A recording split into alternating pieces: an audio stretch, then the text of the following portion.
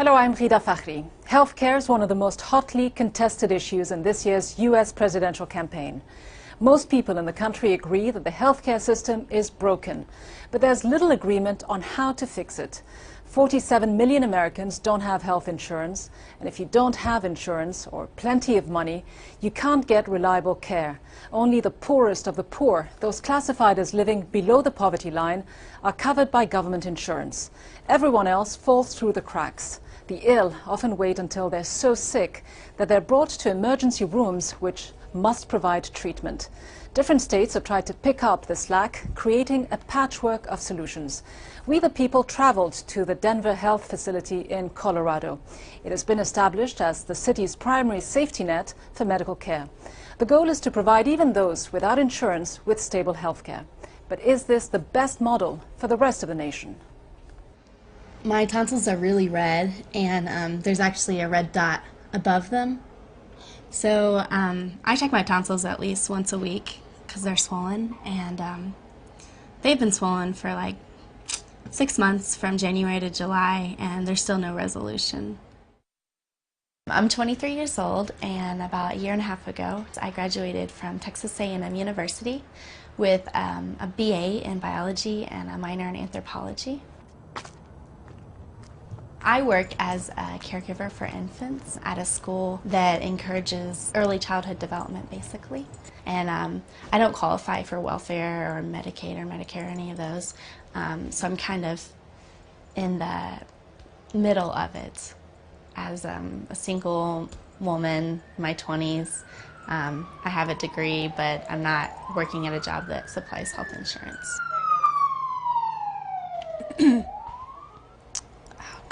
Tonsil is really hurting me, actually. I have a wide variety of friends. I have some that don't have insurance, and that's not going to suffice for our society. It needs to change.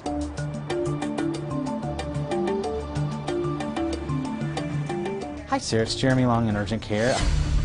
I was fine with it for 5 days. Last 2 weeks have been really crazy. I had all the symptoms. I twisted my ankle. I moved to Denver in 2002 to do my residency training in internal medicine with the thought that I would be a primary care doctor in a public setting. Exceptionally busy, the busiest day we've had in years. For 15 years, this is what I'd hoped to do. When I was in college, I realized that this was a niche that I wanted to fill, and I think it's a very challenging one. It's just a big hassle trying to get in and trying to get cared for.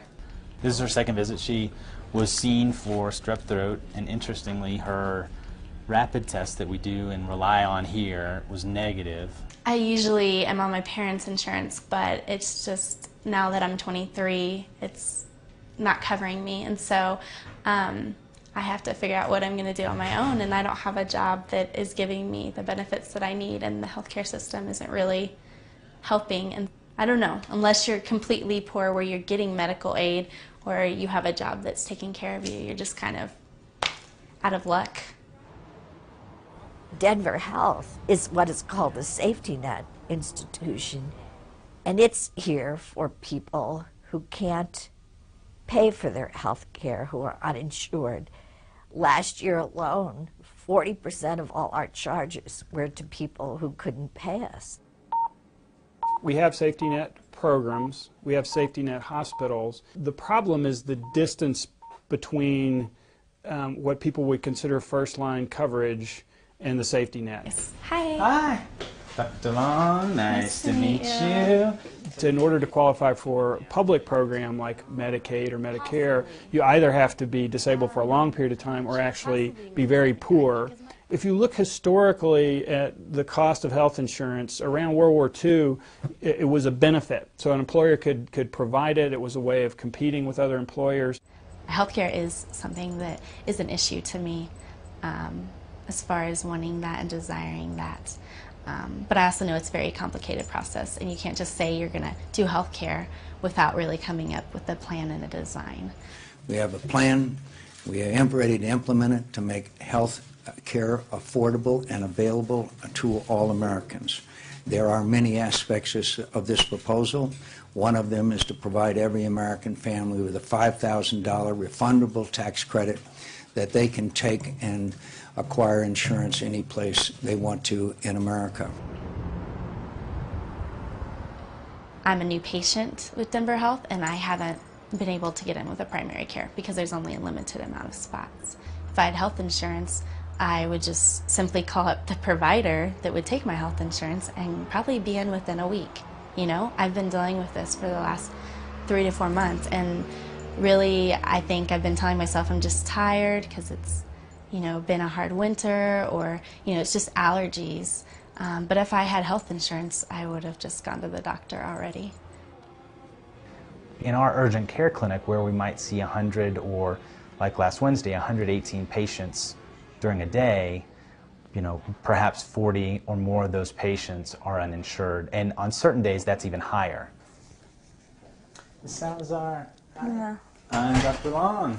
How are you? I'm okay. How are you? Pretty good. Well, we need to talk about your ankle, apparently.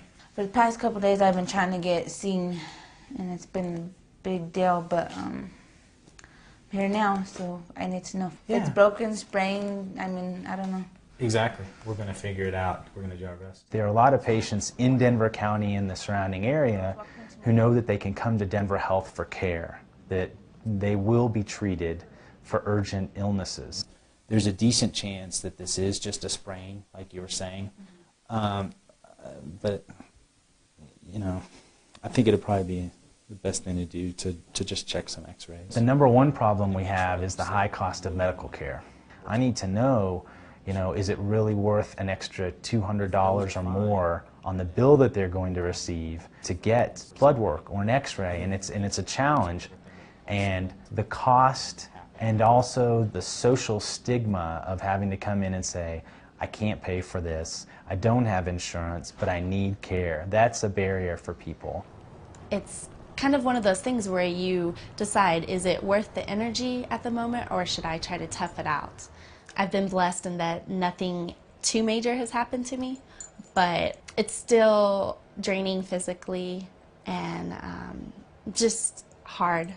We see people all the time who have delayed care for months, weeks, perhaps even years for certain complaints because they just were too afraid to come in. Maybe they don't have the financial resources, maybe they're undocumented. There are a lot of barriers that exist, and so we see a lot of those people who are, for the most part, healthy, but have some sort of event, medical event, where they need to seek health care, and then they're caught into this catch-22 where they don't have the coverage to pay for this high-cost health care, but they need to get it somewhere.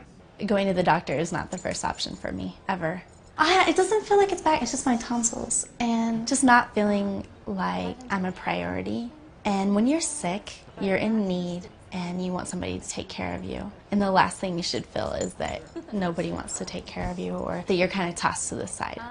It started Friday, but I kind of just was like, oh, maybe it's just allergies. And then by Sunday, I was like, okay, I'm fed up with this, and it was getting really painful. And so, but it's still here. Yep.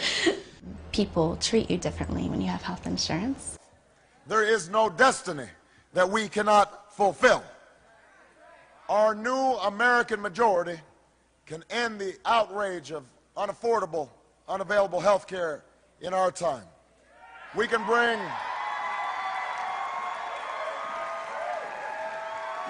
bring doctors and patients, workers and businesses, Democrats and Republicans together, and we can tell the drug and insurance industry that while they get a seat at the table, they don't get to buy every chair. Not this time. Not now. Can I say As medical care has gotten more expensive, as insurance has gotten more expensive, what's happened is every employer now has to look at that and say, can I afford to continue to do this?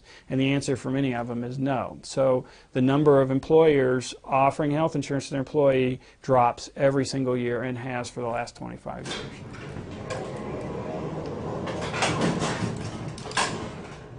I've had patients decline things due to cost against my objections because I try and provide the same care to every patient, but they have the autonomy to say, I don't want this done or I don't want that done. I just try and let them know what I think is medically relevant and medically important for them. And I do have to factor in all these issues, and it does impact the care because it slows me down. I have to think about the context of where they're coming from, what they're able to afford, what they will be billed for. Okay, you can sit however you're comfortable. All right, I'm going to torch you for just a sec. Say ah. Okay. I believe that if I had health insurance, this would not be an issue, and I would already know what's wrong with my tonsils. In times like this, like sort of an allergy flare is kind of what I call it. The prolonging having to see the doctor and know what's going on isn't a good deal, because a lot of times with anything it just gets worse. It doesn't just stay in its little box, you know. The problem gets worse. I vote on candidates based on what I see. Right now I'm not really sure about who I would vote for, just because I'm not necessarily too impressed in one or the other. And so no matter who wins, they're going to have to deal with the issue. And I don't think you can stop that. There's a groundswell on the part of people like me and my colleagues to try and have real change and to really make an impact on what we're doing, and to try and have an overhaul of this fragmented and mostly broken system. Am I concerned about my throat? Yes, I'm very concerned about my throat. There's a lot of fear.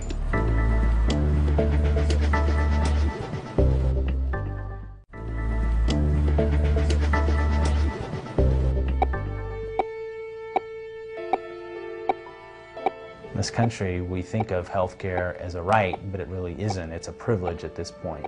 And we've let ourselves put together an amalgam of market-based approaches to healthcare, employer-based approaches, entitlements, and there are a lot of people who just don't fall into one of those categories.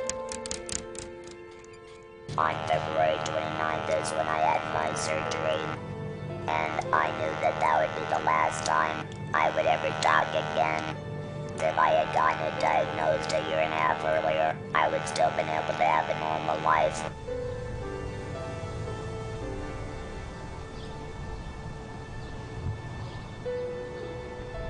This is Commerce City.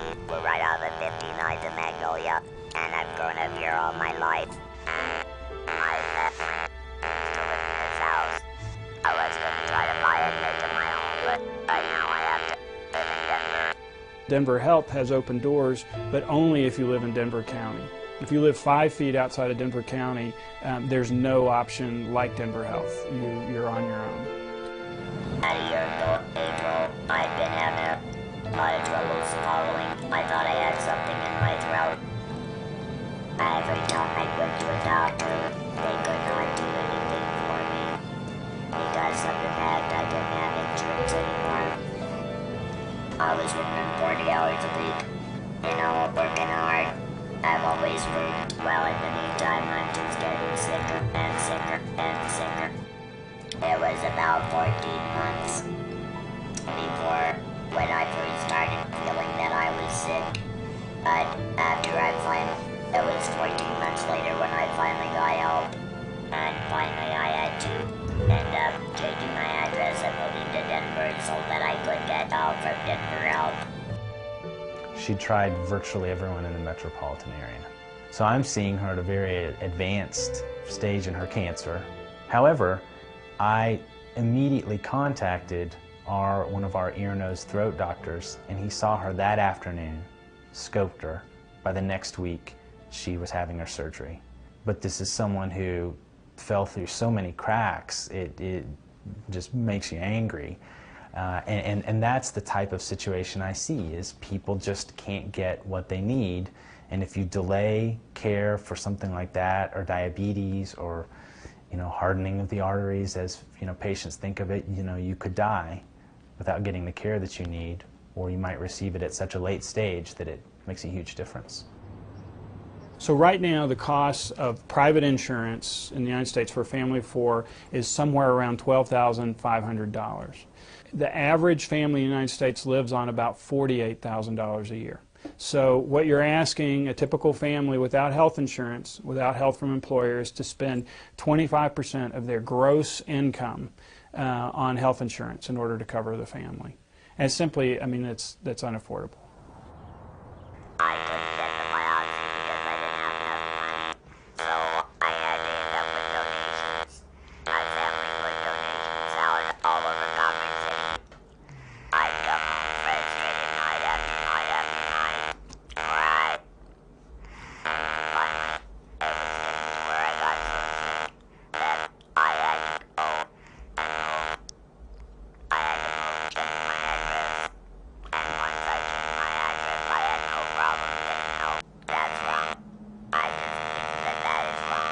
essentially every other country that is our peer offers coverage to everybody, and they offer it on a per capita basis about half the price of what we offer in the United States.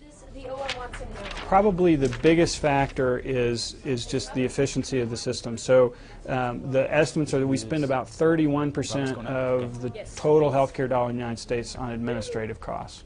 So we've created this sort of, it's been described as a bureaucratic arms race. The providers have to hire staff to get things done, and the insurance companies on the other side hire staff to try to reduce what's done. And so we spend a tremendous amount of money doing that.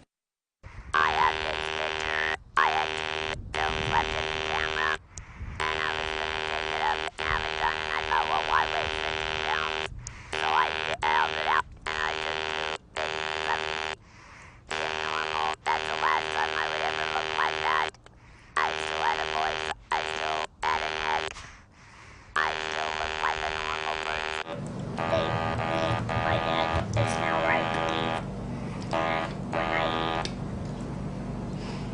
when I eat, the food goes straight down to my stomach, but they had to take out my vocal cords and all that in there. If I had been diagnosed earlier, I would not have lost my voice box. I would not had to breathe through my neck. I would have still looked like a normal person. But since it was so long trying to get help, that now I have to live like this for the rest of my life. Head and neck cancer is often, advanced at the time that we diagnose it. But there are a lot of patients, they were handled on an outpatient basis, and they did very, very well because they had limited cancers which were diagnosed sooner. And she could have been one of those patients. But instead, she's someone who was in danger of needing a feeding tube, needing, a major part of her throat resected. So there's just a lot more that goes into your care versus someone who's diagnosed at a very early stage. They become a little bit hoarse one day, we find a small polyp on their vocal cord, remove it, and it turns out that it's an early cancer, and that's all they ever need done. And she could have been one of those people. I don't understand it. I had 14 months of nothing but hell, thinking I wasn't going to be here anymore, thinking I was going to have to die. There's no doctor in Adams County that could help me, that I have to move and run right across the street from Denver, but I don't have a Denver address, so I had to move. We haven't had the political leadership, and we haven't been able to develop some sort of consensus as to how to move forward.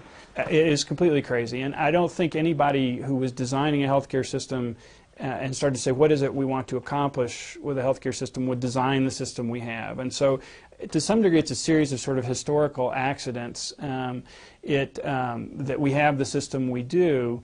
And there has been, there have been several times in our history where we've almost developed a system like Canada or like Germany's, and decided to cover everybody. And because of the mix of sort of politics and sort of social beliefs in the United States, we haven't quite done it.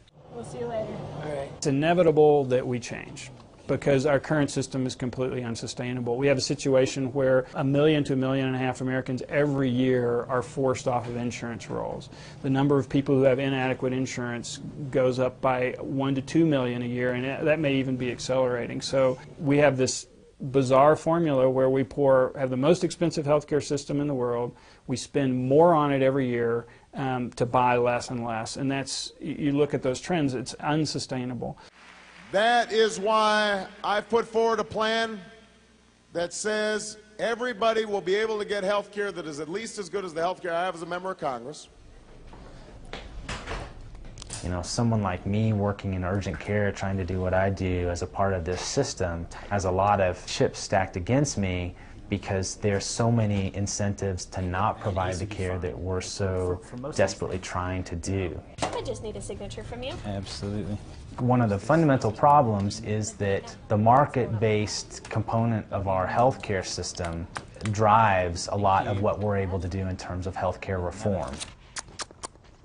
Until we can tackle that problem and say this is social injustice to not provide coverage to 47 million or more people, or to provide the adequate amount of coverage to well more than that, a much higher number who are underinsured, then we're going to continue to have a lot of people going without the care that they need. There are many hidden costs associated with employer-provided health insurance because they don't reflect all the costs to the employer. And those are reflected in added cost, less wages for the employee.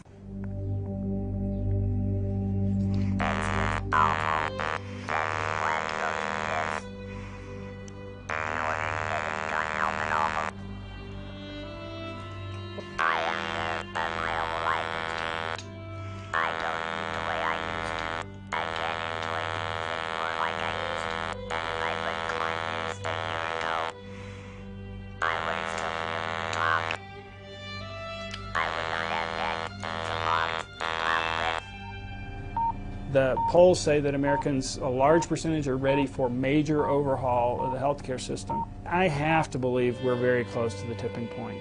We're at the point now where the professional class of the United States, the middle class, they're threatened. And I think that's the key ingredient right now, is that perhaps the average American is going to see their self-interest in major reform. Whatever needs to be done, there are people out there dying. The U.S. spends more on healthcare than any other nation, nearly 20% of its GDP, compared with roughly 10% for most of the industrialized world. That's all for now. We hope you'll join us next time for another edition of We the People.